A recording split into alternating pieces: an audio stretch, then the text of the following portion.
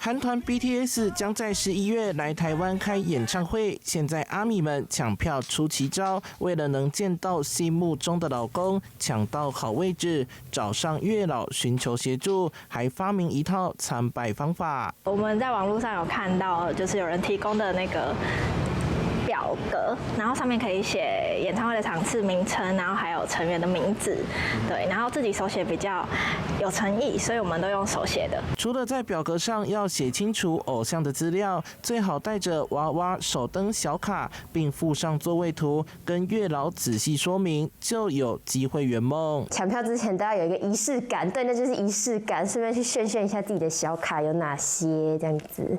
然後主要呢，還是口袋要有點深度。因為不一定那個票都是原價搶得到的。追星如同談戀愛，還要準備甜食來討好。不僅常見的糖果和麻薯，自家偶像代言的商品也都有，連乖乖餅乾包裝上也寫滿搶票成功的許願。第一次聽到這種為什麼月老還會幫忙保佑你搶票成功？當然神明是萬能的啦。那請求月老的時候，我們不能籠統一直講，我要做什麼一直講下不行，我們要單獨一問一答就對了啦。4.5廟是台南4大月老之一，原本只有單純的求姻緣、斬斷爛桃花，現在多了項新業務，就是要牽起粉絲與偶像之間的紅線，順利買到演唱會的門票。